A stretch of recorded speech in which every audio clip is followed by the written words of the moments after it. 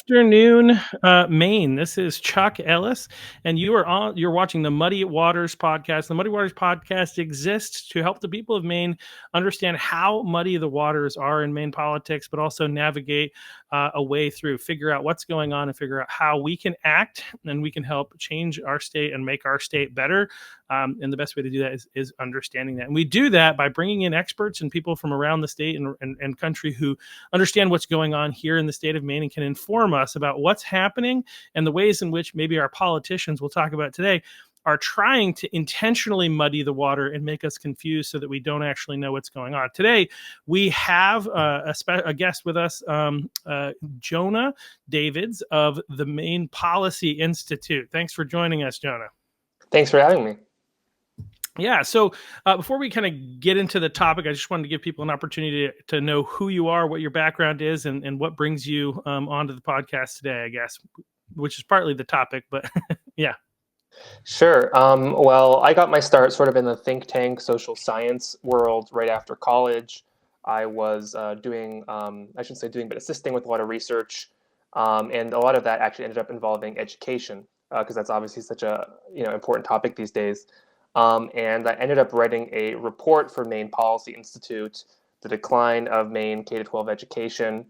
And since then, I've been working with Maine Policy Institute and kind of tracking the progress of education in the state and trying to point out and uncover areas where, people may be going in the wrong direction.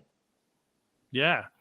No, I think that's really important. Obviously, the future of any culture and community and country and state is based on our children and what we do with education. It's really important. Obviously, one of the things we've seen a lot of, and I'll let you talk more about this in a bit, is just the state of the educational scores and how we're doing. But then there's also the fun piece of like how that's being spun by the other side. Before we get into the topic, I wanted to share, Mainwire showed a clip recently of Barbara Bagshaw in committee talking about education. So I figured it would be fun to kind of go and watch that as kind of a lead into our discussion. And so we're doing gangbusters with DEI, but I have parents that are saying their children are being bullied in schools and they're pulling their kids from the schools to go to private schools or homeschooling. The kids aren't getting educated in the basics. All these the assessments are a piece, but we've got to look at what real life is like in every school and what are all the different pieces that matter in there. And then how, and the so what? And I think we're sort of been getting at that is how do you measure these things that are not, that you don't sit down and take a test for? And those are the conversations, and those are hard. And at the same, and I think we have to acknowledge that, when we talk about the basics, are we looking at the test scores of those kids that we are so proud of that are going on to be master carpenters right now? Are we going back and we saying, no, they can't be a success story in Maine because they didn't score in some percentile? Like, did they not know the basics? Because they're learning the literacy, the numeracy, the critical thinking skills that they need.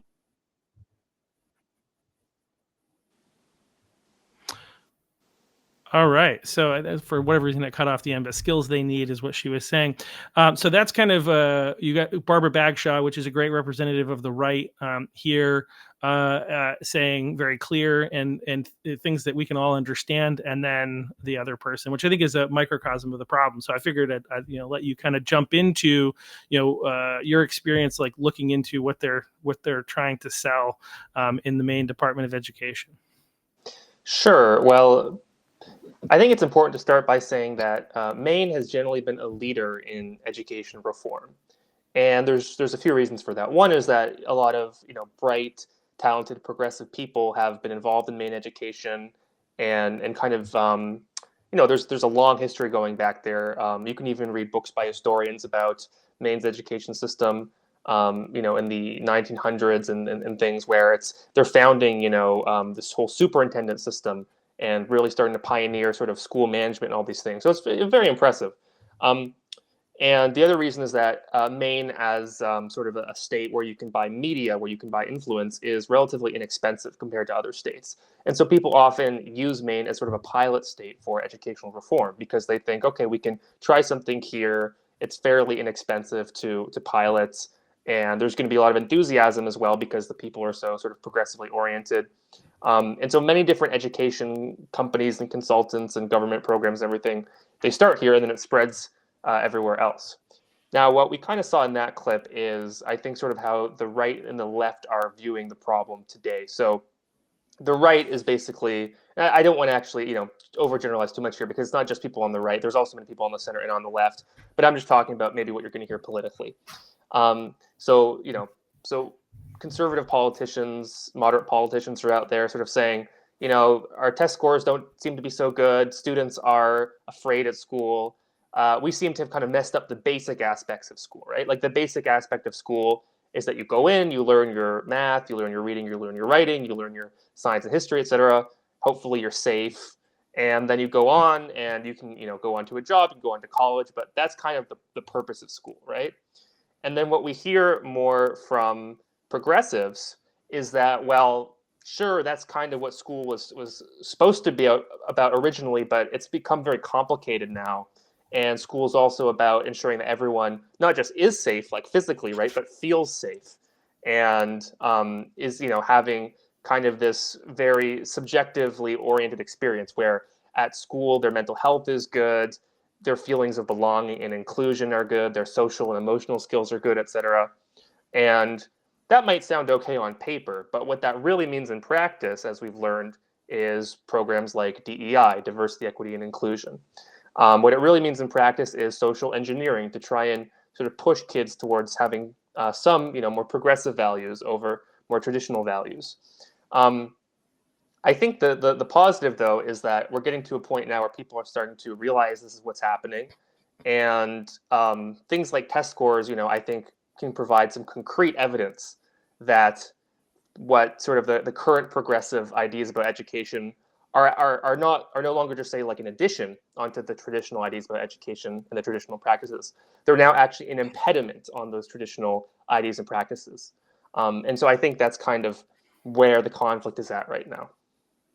Yeah, it reminds me of again, I always like to shout out the Unquirer because he uncovers a lot of cool stuff that I get to see.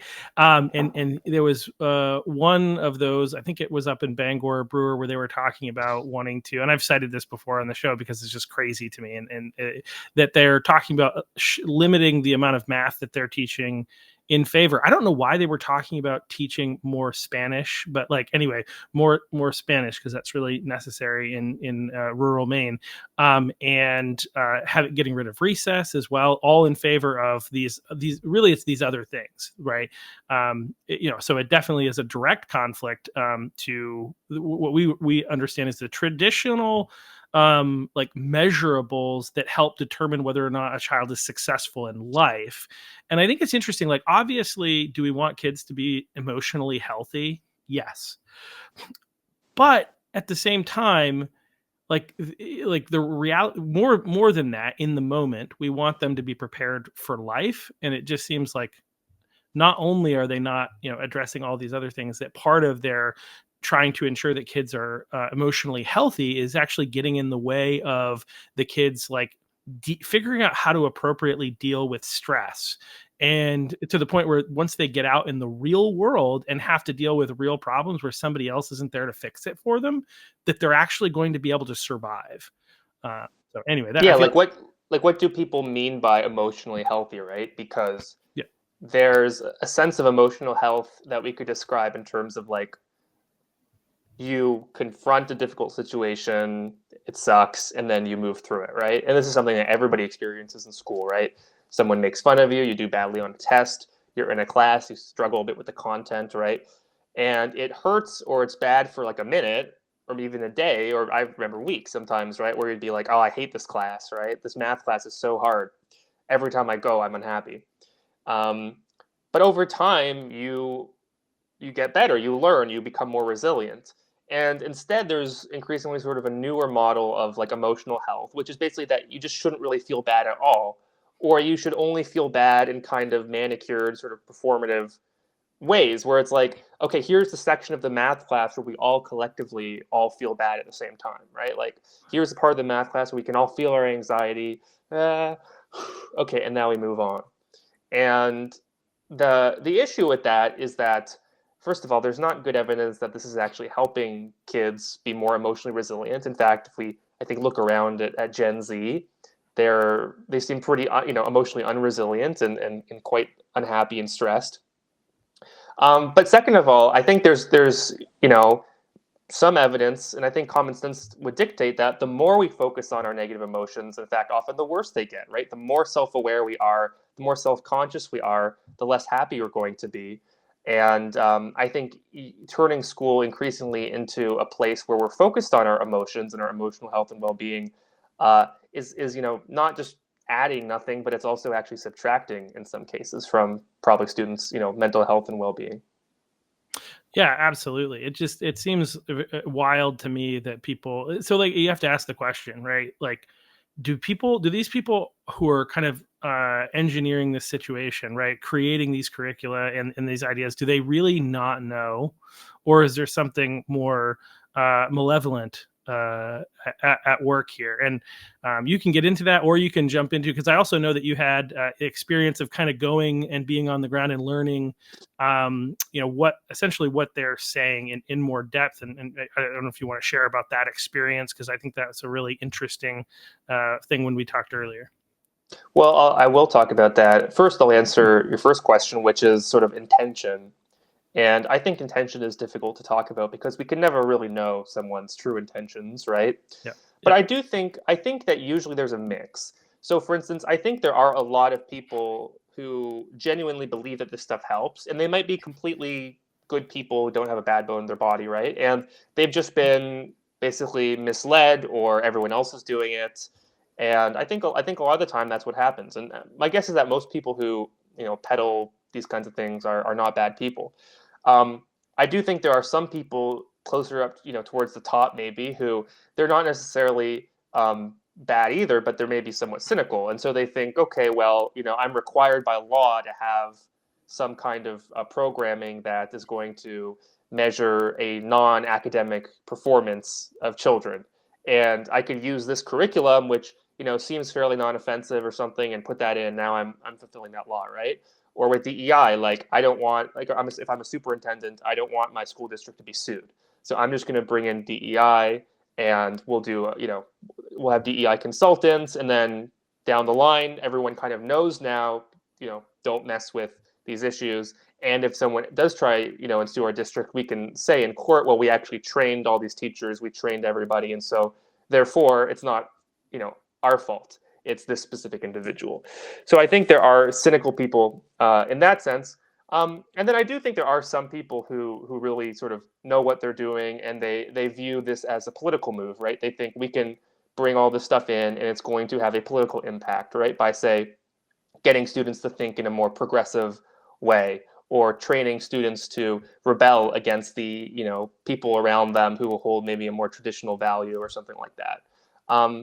So I think in terms of intention, there's different levels to it. It's hard to tell where people are at exactly. But I think it's a mix. Yeah. Do you want to respond to that? Yeah. No, I would just say that in general, I agree. I think, like with many problems, one of the things that they want us to do, and I say they, I mean I usually call them out as being the global elites. I think at some level, these powerful people who shape a lot of things through money, through campaign contributions that help to create curricula, they get DAs elected and things like that. They have an intention of shaping things in a particular way. And I do think that they are malevolent, and the objective for them is about being able to more easily control people. And so if you make sure that the people are actually in reality less educated, they're less likely to be able to rebel. But when you get to, like, I even try to designate on this podcast that there's a big difference between a Democrat voter, right, and a Democrat politician. Right now, I do think that you can be a reasonable human being that has historically been a Democrat, and that, you know, you've seen the party as being the party of the people, that kind of thing. Now, you have to pull wool over your eyes to still continue to believe that, but I still believe that there are people that vote that way for those reasons, misguided as they may be. They really think that they're trying to make the world a better place. And I had a coworker who was talking about how important SEL is. She's got 4 kids. She loves and cares about her kids and wants them to be healthy members of society. I don't think there's malevolence there.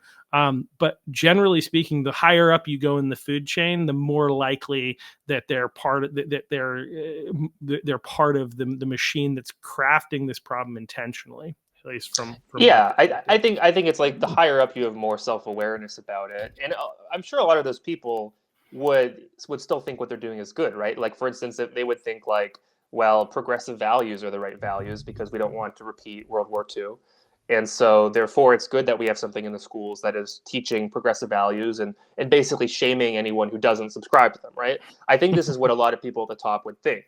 You know, I guess my counter response to them would be, you know, somewhat more classically liberal, just basically saying like, you know, there's a lot of values. Progressive values aren't the only ones, and any value system can be totalitarian if that's the only one, right? And so it's important that you actually let people have a mix of values, and that we're not, you know, teaching kids in school to only follow a single system, because that is, you know, whatever your values are. I think most people could agree that we don't want uniformity.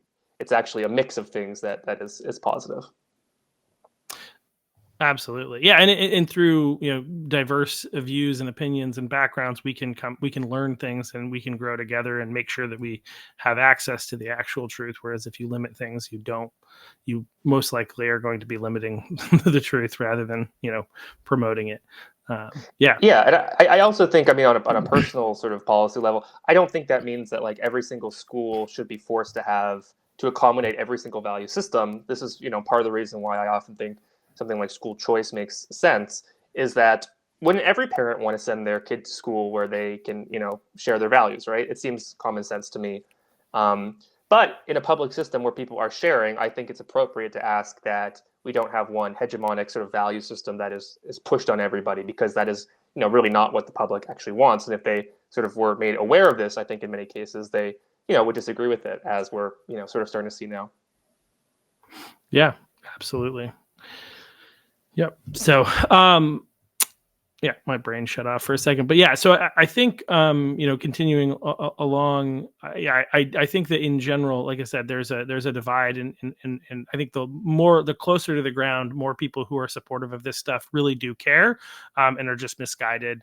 But there are people at the top that are a little bit more, you know, devious in what they're doing. Well, you wanted me to talk about the Measure What Matters and my experience sort of at the DOE conference, and so I think that's a good place, because, so, you know, I was at the Maine Department of Education sort of annual summit in I guess it was in August last year, and it was quite an experience. I brought a friend with me, and he was you know, also works in policy but not as specialized in education. He was sort of shocked to see that everything he'd been reading about online was actually, you know, basically true in there.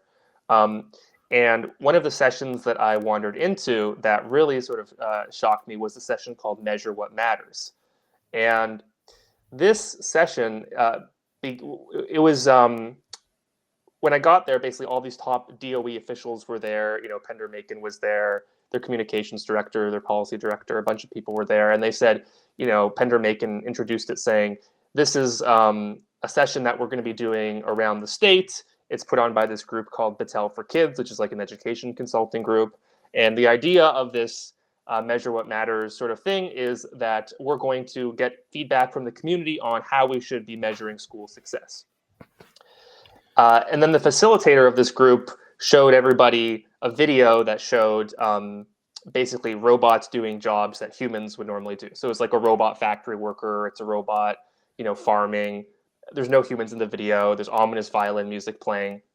And then afterwards, she said, you know, this is the world, right, that we're sort of coming into. And so education is going to have to change, because it's just going to be, you know, such a different future of work.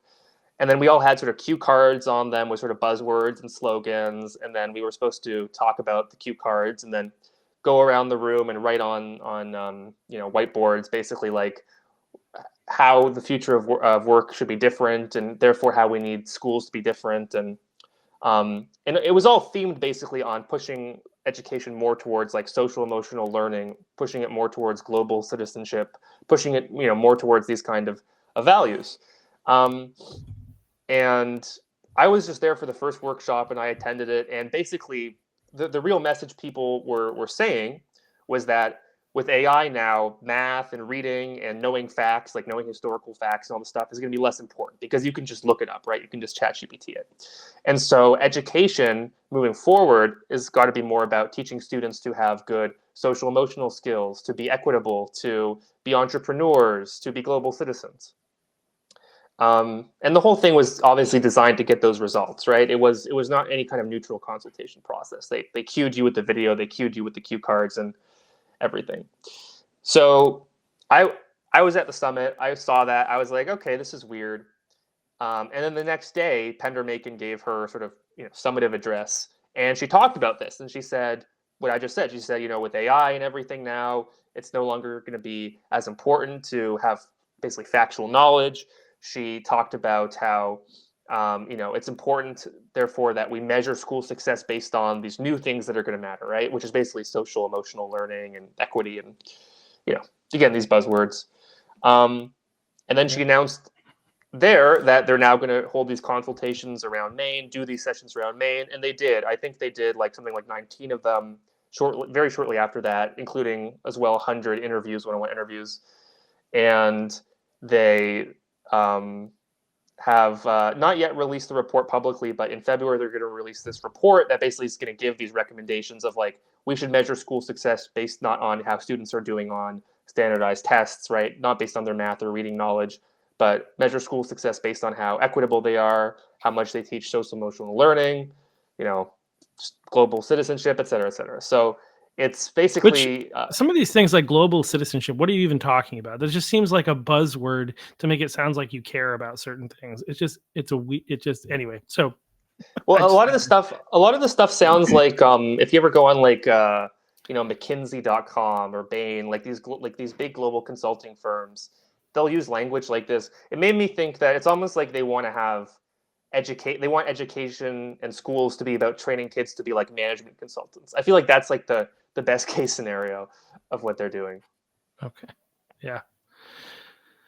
So and I think they created a video that I thought about maybe playing, but it's a little bit long, and I think I watched the video and I sit there and I think, what are they even talking about? And I think I'm not saying I don't know what they're talking about, but it's just like it's this long video that's just it's a propaganda piece about how how should we measure kids, and like, and again, it relates a little bit to like what the not Barbara, but the other person in this video, whoever I think that was, was Pender Macon. Yeah. Oh, was that Pender Macon? Okay, that makes sense. Yeah. Yeah, to what she was saying, which is, again, this idea like, what does matter? And we've got to look at that, and we've got to figure out, and it's just like you say a lot of stuff and you don't say anything at the same time. And that's basically what the video was. It's that, we need to rate kids not based on the things that we know historically and even currently today, that correlate with success in life. And say, what, because I think it seems like this big campaign, because we're doing so poorly, instead of addressing that problem and trying to figure out how we can do better, they're just saying, oh, we're going to throw those things out. And what's interesting too is like, even if like those aren't the only metrics that matter, which is one of the things that they say in this video, is like, and those metrics do matter, is what she seems to say. But even if they didn't matter like a lot, right? Being the worst or near the worst in the country and having such low levels, I think maybe off the top of your head, but I know that it's below 50% proficiency in all of math, science, and reading. Is that right? And we're near the bottom. Maine is near or at the bottom in many of these categories nationally. Definitely below 50%, I think. I don't have the exact numbers up here, but yeah, for some it's in like the low 40s. For others, it's more like in the low to mid 20s. But yeah, I mean, crazy. Well, I think there's a few things. One, they're tapping, and for people who might be watching this, I encourage you go look up the Measure What Matters video that we're talking about. Read about it. I don't think there's that much online about it. It sounds kind of crazy because it's a lot of buzzwords and filler, but hopefully once they release the report, it'll all kind of make more sense. Um, it comes from a good place, I think, which is people are.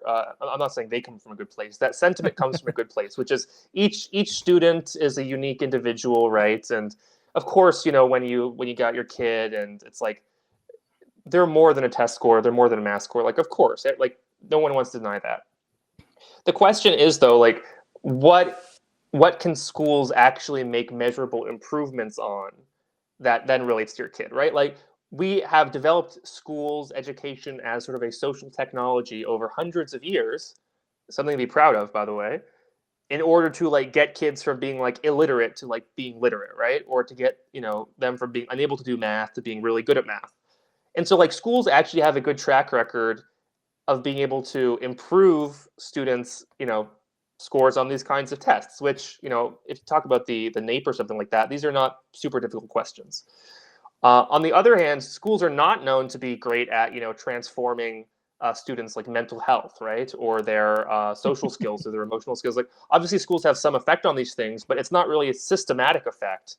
Like it's more just the effect of being at school. Has it's not like we've got a good track record of this, and so we shouldn't only care about test scores, obviously, but it's actually one of the things that we should care about when it comes to school, because that's actually one of the things that schools can affect. And if schools had no effect on test scores, then why would we even fund them at all, right? It's not obvious why that would be necessary.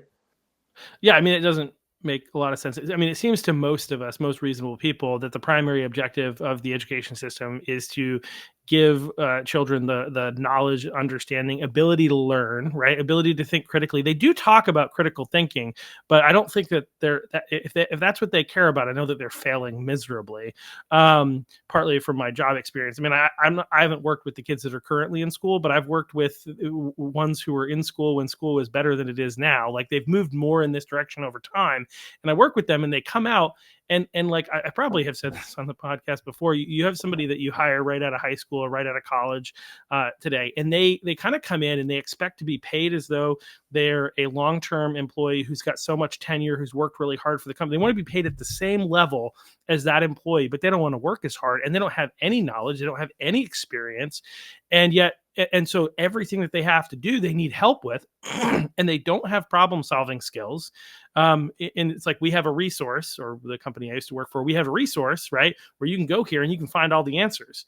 But instead of asking, I mean, instead of going there and finding, they're like, oh, I need help, I can't find it. And it's like, I go click, click, click, click. Okay, there it is, right? It's actually really easy to find. You just have to try, right? And so they don't have these problem-solving skills, and they're not ready for life. And so like that's something that, like, you talk about these things and needing these things, and even from the emotional standpoint, they're not ready, because again, you say something mean to them or something that indicates that they are not doing well, and they can't handle it. And they're upset, and it's like, how could you possibly say that? I show up to work on time, and things like that, or they don't show up to work on time, and it's like, but I try hard when I'm here, and it's like like they're definitely not creating resilient people. On top of that, again, it seems like even like if you're doing a good job, right, creating a healthy environment where people feel good, right, and are happy, so to speak, shouldn't they perform better? Right. So isn't the fact that their test scores are substantially lower more evidence that they're even failing in that objective? Yeah, and I think they would say two things. One, they would probably say like, well, it's COVID is still lingering, and then they would also say something like chronic absenteeism is a huge problem. And I mean, COVID is still lingering, like to some degree, like Sure. sure, but it's also been, it's been over for 2 years basically, and so you would kind of expect like a return. The the thing with the chronic absenteeism, it really boggles my mind because people talk about it as if it's this like unsolvable problem. It's like the kids aren't coming to school. It's like, okay, so like we should make them come to school, right? Like you could have penalties for if they don't come to school. You could tie up their whether they're going to graduate or not, or their grades based on attendance, right? Like these are things that people have known about for a long time and done for a long time. I and still understand that. do in other states. I was having a conversation with somebody who lives in Idaho recently, and there's a kid that he's actually going to take in and try to help out who had gotten kicked out of his school because he was absent too many times. And with the new school he's going to start going to, if he misses 5 times, he's kicked out again, 5 times per semester. And like they actually, when you have consequences rather than not having consequences. I think here, kids who have all these absences are still graduating, if I'm not mistaken. Yeah, the other thing too is I think there was a big change with COVID where kind of everyone relaxed on rules, and you can kind of see this Yeah. across the board, right? Like Yeah. people are having meetings in their houses instead of at work. People are out in the streets, like just being more disorderly. There's more litter, right? Like it just kind of never went totally back to normal, and I think there's a process for all of society to kind of adjust to that. But again, it's like all of these things have solutions. None of them are just impossible problems. And so I think like there needs to be less kind of blaming and more just like, okay, well now we just like got to deal with this. Yeah. What was I going to say? The thing with their approach and the measure what matters approach is I think it's a very conscious decision to try and deflect from the objectively poor performance. And the reason I say that is because on the same day that the 2024 NAEP scores were scheduled to come out, that's the same day that they had actually a conference. The DOE had an online seminar on this Measure What Matters stuff. And so I think there's kind of like, and also when they were being grilled by the Education and Cultural Affairs Committee over it, they would constantly bring up Measure What Matters as like, well, yeah, the test scores this year, they're like so or whatever, but really like, is a test score even that important? Who really cares? And so I think this is a very conscious effort to try and distract from that, move away from that. So overall, not a poor political move, but definitely not good for education. Yeah, and again, I think they want us to not believe what our own eyes see, right? They want to try and tell us that things aren't as bad as we think they are, when we actually can see, again, from some of the evidence that I suggested earlier, that they really are, and they just they really don't have an answer. But their whole, I think what they're trying to argue is, one, we were trying to make they're better citizens, we'll say, better people. But then they're saying also, the other thing that I found to be interesting is the push toward AI and saying, well, we don't need these things because of AI. Well, have you ever like had somebody complain about how their computer won't work, and people make a joke or a comment about saying, is it a user error? Right? Like with every tool that we're given, you have to be smart enough to be able to use the tool. And so maybe you can speak to that, and like, is it okay that we don't know these things because we just have AI and we can get all the answers that we need from AI? Is there anything wrong with that line of reasoning? Well, I think there is, and this is what it is. So in order to understand the answers that an AI is giving you, right, like a large language model or something like that, you need to like have some context, right? So like if you ask, was Abraham Lincoln a good president, right? It's going to give you a big list of things, and it's going to make arguments and stuff.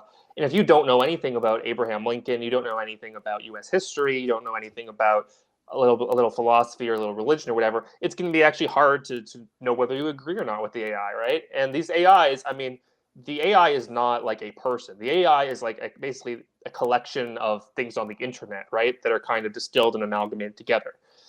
Which is not to say it doesn't have any kind of reasoning capability, like it does, but it's just to say like we're not getting some perfectly neutral, perfectly objective source. We're getting kind of the collected thoughts of the internet on the subject. And if you, as an individual, don't have facts that you know yourself, you're not really going to be able to evaluate things well. This has kind of been something that conservative education policy people have been beating on even before AI, was sort of the importance of content learning, saying like, if you don't know, that the Nile River is in Egypt, for instance, then when someone brings up the Nile River, you're just gonna have like no idea what they're talking about, where it is, right? Like, it's important that you actually have facts and have knowledge within you in order to understand the world outside of you. So that's one aspect of it.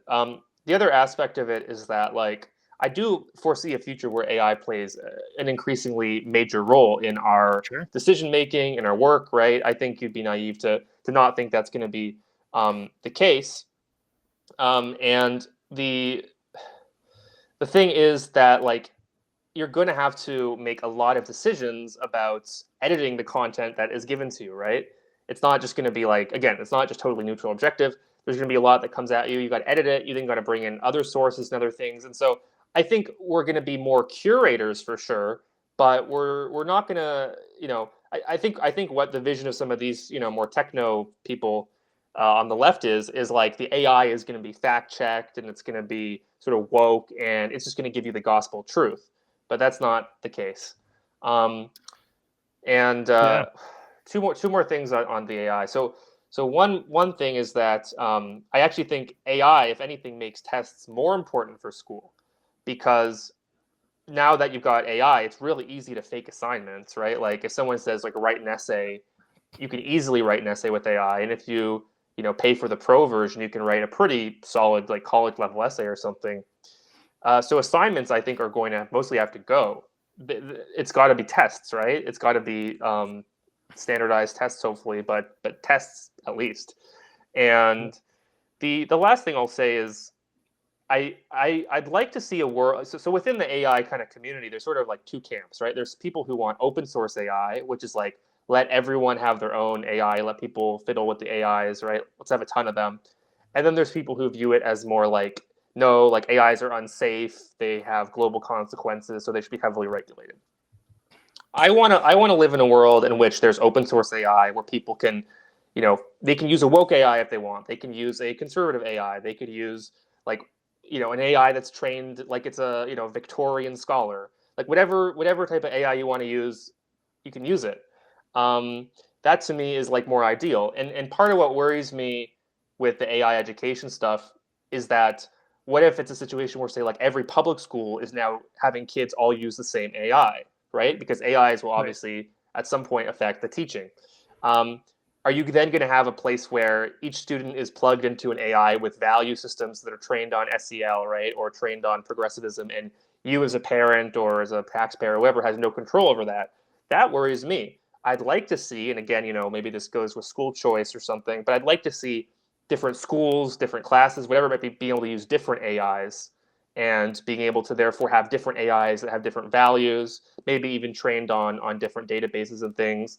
I think that's the only way to really preserve kind of intellectual freedom in a post AI age. Yeah, it's really it's really fascinating to think about all that. I didn't think I ever thought I think about before this conversation the idea of like choosing having open kind of open sourcing and knowing what kind of AI you're using and what you want to use and potential ways in which they could regulate that. But I was having a conversation since we talked last week about this with a good friend of mine who's a developer. And so one of the conversations, and this gets at like, how does AI know what it knows, right? And so it actually doesn't have anything that it creates, right? It's just taking from other sources on the internet, right? But what's interesting about that is he told me for years that the best way to be a good developer is to like have good critical thinking skills. Obviously, that's part of it, but then also to be able to use Google, right? And what he meant was because there are a ton of people that are searching for the same type of information, you go and search for it, and they have these websites where people will go and they'll post, I had this problem.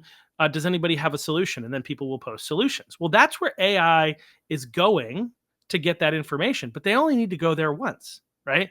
And so why is that website there? Well, that website's there because it's making money off of advertising, because people are going there to find these answers. But now that AI exists, nobody's going there because they're just using AI. And so right now that content exists, but what about for the future problems? Because again, AI is not itself primarily solving these problems. And so we're going to have a content problem in the future because AI has to go somewhere to get stuff. And in order to have stuff out there, people have to create it. And we're actually harming that economy by not allowing them to make advertising dollars off creating it. And so we're having no motivation for it to be created. And this is actually creating a huge potential problem in our world. Because I think if you think about that, because that's not just going to impact the software development world, that's going to impact almost everything, right? Because that's again, AI does not create commentary on what's the best way to get a loan or the best type of loan to get to fix stuff on my house, right? Now, banks are still going to push that stuff out because they want to sell loans, but that's the banks, right? What about the independent, the other people who are giving advice as a way of like getting ads and being able to make money off of the advice they give? If people aren't coming to them anymore, they're not making that money, right? And so they're no longer going to exist. And the only way that you're going to be able to find information on what type of loan to get is from the information being put out by the people trying to sell the loans. And obviously they have an interest there. So there's a lot of problems, I think, that I was with AI, but there's also like, you have to have a certain level of competency to understand whether or not the information that you're getting from AI is actually right. And I like to tell this story, one, because it makes me look like an idiot, or it did when I was in high school, but also because it demonstrates that we had a similar problem when we were growing up, and people basically said, "Why do I need to know anything? We have Google." I mean, we didn't have Google back then. I think it was Yahoo or MSN or something. But we had search engines in their infancy, right? It was before they had ways to like filter the information. And try to make sure that you get good sources, right? So I needed to do a report. I think this was my freshman year, and it was an English class. I don't know why we were studying the Greek gods in English class, but I had to do this report on the Greek gods. And so I went, and I didn't know anything, and I didn't, have, the internet was the place to go get the information. So but I was lazy, and I just printed off stuff that I found on different websites on the internet. I didn't look at it. I didn't use critical thinking skills, but I also didn't have the knowledge probably to know whether or not this isn't true, because I don't know anything about the Greek gods, right? And so I pull up this report, this stuff, and I throw it up on the poster board, and I get in my class and I'm doing my presentation. And one of the only things that I remember of the Greek gods that I had there was that there was one that was called Clorox, the god of laundry. And I'm reading these things out loud to my class, and obviously people start laughing, and I'm like, oh, this is probably not real. It wasn't until that moment that I thought, like, maybe that's where Clorox got their name from, right? Nope, this is just a thing. And if you look at the line on the website, in there in bold letters was the word bogus along the way. And so like this was a joke. This was somebody being funny, right? But my lack of knowledge and understanding of that world meant that even like I didn't know that the information that was spitting out was actually wrong, because I didn't have a high enough level of competency. And so AIs aren't perfect. We saw this, even search engines aren't AI. I don't even like the term AI because artificial intelligence implies what people who like to watch movies about sci-fi think of when we talk about AI, which is that it's like this sentient being that is like come alive and can think for itself. And like there are arguments that suggest that they can think for themselves, but they're not really free thinking. They're not sentient. They're not aware. And so they're more limited than I think some people understand. But it's basically Google on steroids is one way of looking at it. And again, one of the problems that we had, especially conservatives recognize this, and a lot of people sought out, other sources to do searches from, because they recognized that Google was intentionally hiding information from people that they were looking for. Like I remember I did some searches where I was looking for something that didn't agree with the official narrative that they were pushing in 2020, for instance. And instead of showing me exactly what I was looking for, they showed me refutations or arguments against what I was looking for, right? And so, like, again, as you mentioned, like most AIs are woke. And I remember, I don't know if you watched the Rogan the Joe Rogan episode shortly before the election when Elon Musk was on. But he wanted to show that his Twitter's AI wasn't woke, right? Or it had a non-woke setting or whatever. And he asked a question, something to do with transgenderism and stuff like that. And Grok ended up being woke. And he kept trying to push it to be less woke. And so again, it's only as good as the information that's out there. Yeah, there's like a reason for that, right? Because the types of people who've spent their lives writing stuff online, it's not politically balanced, right? Like Right. like people who are liberal, progressive, whatever you want to call it, they tend to like care a lot more about like politics, and they spend a lot more time writing and putting out content online, right? If you go to Wikipedia, it's very politically biased. I think even if someone's on the left, they would probably have to agree with that, right? You can go to any like left-wing politician and read about them, and it's like glowing. And then any right-wing politician, it'll just be like the worst things about them with like very little context. And that's just a reality. The conservative people, they don't usually want to spend their time writing blog posts about other people, right? They spend their time making money and doing stuff in the real world. And so any kind of thing that's based off of online content broadly is going to be more liberally and progressively tilted. Then on top of that, you have the fact that a lot of these AI companies are, they have engineers who are like on purpose, right, trying to correct for, what they call systemic bias and things, some of which may be legitimate, some of which may just be political. And you end up with sort of the current situation. And so, yeah, that's why, like, I do think AI will be transformative. I do think it's something to watch out for and also to integrate where we can. But where I just really disagree with it is the idea that because AI, therefore social emotional learning, therefore equity, therefore all this other stuff. Like, I think it's just basically an excuse. It's got almost nothing to actually do with it. Right. Because if I was like I'm not an engineer, but if I talk to my friends who are software engineers or machine learning engineers or whatever, and I say like, how would you change education because of this? Like, they'll say to me things like, well, you really want to emphasize math quite a bit, and it's important that people have good grounding in, say, like political science and stuff, because politics is going to be more important. Like, there are like objective kind of interesting like things that maybe should be changed or should be modified. But none of them, none of the engineers who I know will say to me, yeah, because of AI, therefore, like, everyone should focus on their mental health and on equity and on being, socially, emotionally aware. It's like, no, it's like, that's the complete non sequitur. Yeah, and like, what would you say if you had to? Because like, obviously, there's a lot of things at play here, right? And they're basically saying we don't have to worry about the test scores because of these reasons. Just focus on these things. This is going to make them good citizens. They're going to be able to use AI to solve their problems, and whatnot. But what has led us here? Like, what's gotten us to this point where Maine is now the worst? Or one of the worst in the nation, depending on which report you look. I've seen anywhere from like the high 30s to close to 50 out of 50 states. And like, what is it that's brought us here, in your opinion? Well, yeah, one thing I can say that Maine is, I think, the worst on, or near the worst, is if you look at between 2019 and 2024 on the NAEP scores, Maine had like the biggest, I'm pretty sure the biggest drop for reading, definitely for grade 4 reading, and then for, I think, grade 4 math or some of these things, it was like almost the biggest or something. So yeah, I mean, the reason, I think, is sort of simple. It's that Maine has always been this very progressive state. They've always done these education reforms and gone pretty hard on them. I think in the past, some of these reforms maybe made sense because, the reforms used to be, the quote unquote progressive reforms used to be things like, let's do standardized testing or let's have state standards, right? Yeah. Every progressive ends up a conservative at some point.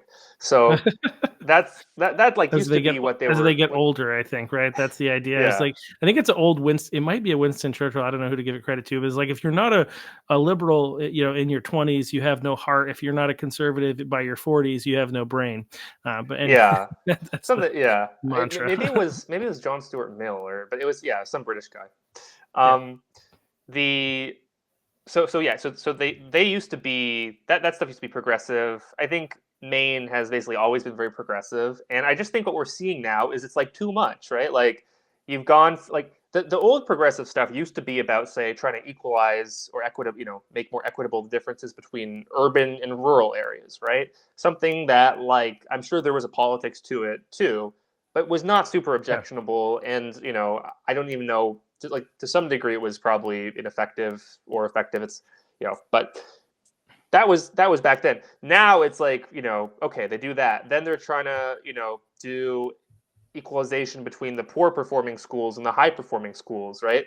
They try and do that. That's really difficult. Then it tries to be about race, and then it's about gender, and then it's about gender identity, and now it's trying to equalize between students, social and emotional states, and now even between sort of their political beliefs, right? Like, trying to make everyone on the same page. Like, there is this progressive impulse to make things more equal, and I think sometimes there's a place for that, but I think what we're seeing is it's just way too much. All the districts, all the teachers, everyone's overloaded on this, and it just doesn't seem to be, improving academics. So they have to come up with these alternative justifications for why it's ultimately good.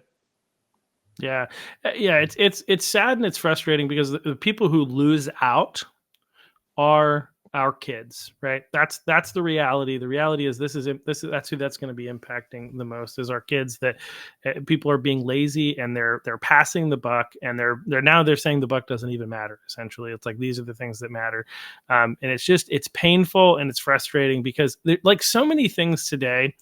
I feel like we're in many ways I feel like we're living in the upside down. But this is just one where it's like it's so obviously glaringly obvious that this is true, right?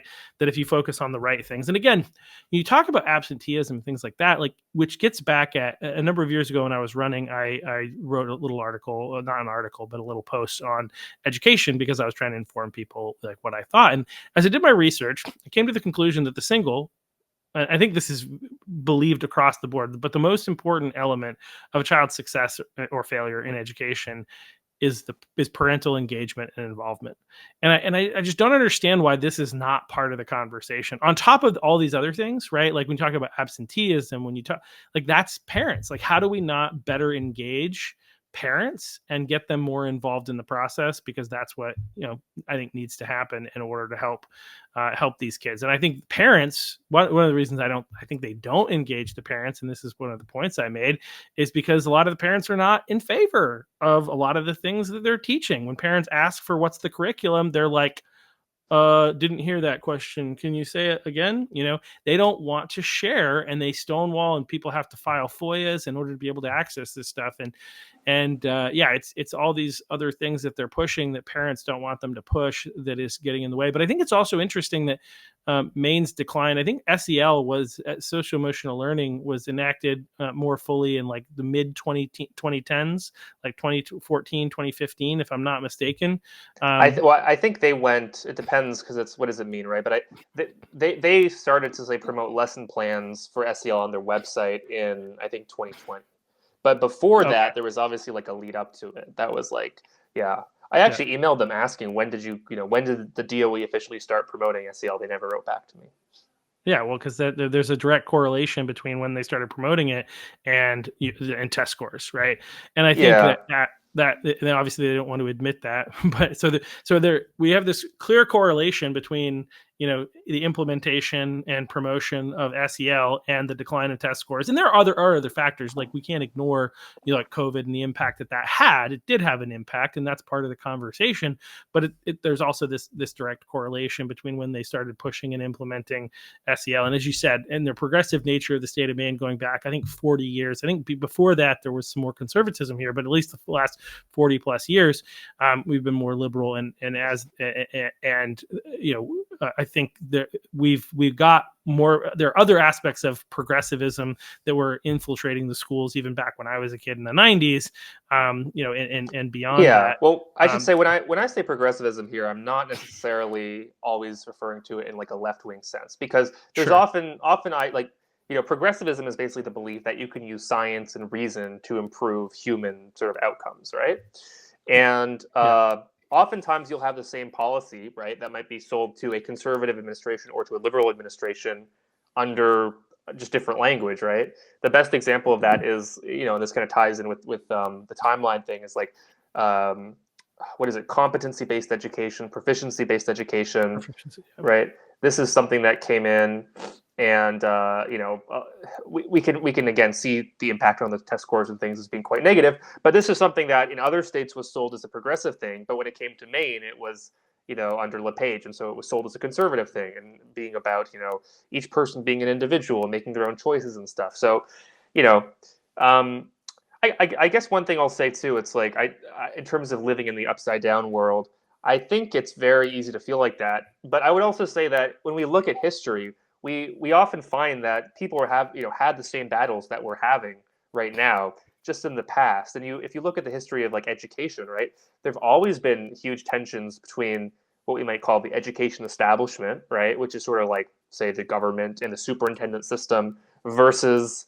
the local schools themselves and the parents and the teachers, because they both serve important functions, right? Like the people who are in charge at the government level, they have certain knowledge and expertise and things that they want to pass down, right? But they also have their own values, and sometimes they're wrong, right? Or what they're thinking might work for them, but it might not work for the people on the ground. And then the people on the ground typically have less education, less expertise, but they have more local knowledge, right? And so it's like every generation we have these kinds of fights where it's like the interaction between the two ends up producing a new kind of education system or a new kind of compromise or arrangement. And so, I think it's ultimately a good thing that people are having these debates and discussions, because the what we end up with is going to be, I think, better than we had, before, perhaps in either direction. It's really through the conflict, I think, that we actually end up somewhere positive. Nice. Well, what's something that people can do? Like, how can people, help, I think fix the problem that we have here in Maine from your perspective? I have some thoughts, but I'll just give you the opportunity to share. Like, how do we fix this problem? I mean, there's a couple of things we could assume, but yeah, how do we address the problem? Sure. Well, I always say to people, if you want to get more involved, I think attending a school board meeting is a great place to start. And if you attend those and you kind of see what it's like and you want to get more involved, you can run to be a member of a school board, within schools as well, right? There's often all kinds of odd jobs and things that people can do and volunteer for and stuff. Um, so yeah, I would just say, like, whatever is kind of local to you, near to you, get involved, see what it's actually like, because things are very different in different places, and maybe there's something there, an opportunity there that works for you, and now you're part of it, because it's often the same.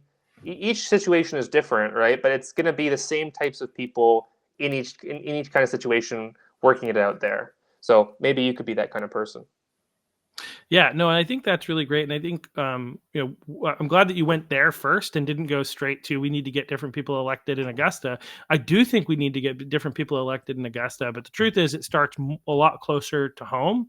And people can get involved. They can go to work at the school, and see firsthand what's going on, and then come on the show and tell the world. No, I'm just kidding. But definitely, if you're one of those people, I'd love to have you on. But they can also get involved in the school board. You don't have to be on the school board to be involved in the school board. That's another thing. There are school board members that need support from people, especially when big things are happening. And by being that voice from the crowd, that actually helps so much you wouldn't even imagine. So that's one way you can get involved. Running for school board, as you said. And then there's also, there is the bigger stuff, right? There is getting people elected into Augusta so that we can put an end to this, this insanity, and like get our kids back on track, which, we desperately need to do. So yeah, that's what I would say there. And then before we go, unless you have anything else you want to share, I'll kind of take us out. No, all I was going to add to that is, if you've got accounting skills or are just good with numbers and budgets and things like that, that's also something that's super in demand at the school board level.